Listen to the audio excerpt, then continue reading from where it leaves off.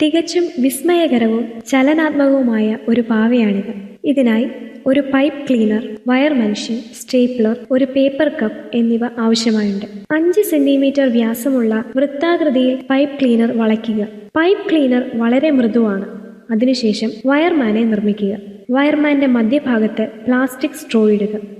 ഇതിനുശേഷം വയർമാന്റെ 2 കാലുകളും pipe cleaner കൊണ്ട് നിർമ്മിച്ച വളയത്തിൽ ഘടിപ്പിക്കുക.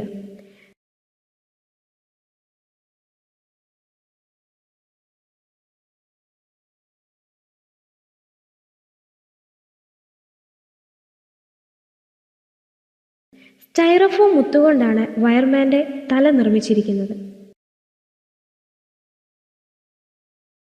ഒരു പേപ്പർ കപ്പ് എടുത്ത് ഏണി പോലെ സ്റ്റേപ്ലർ അടിക്കുക.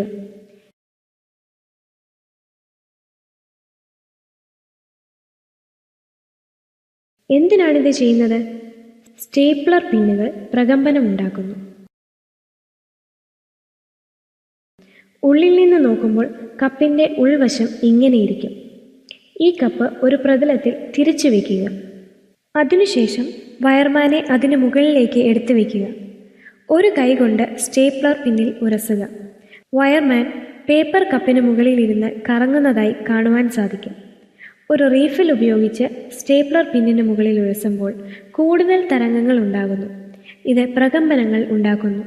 തന്മൂലം വയർമാൻ കറങ്ങുന്നു.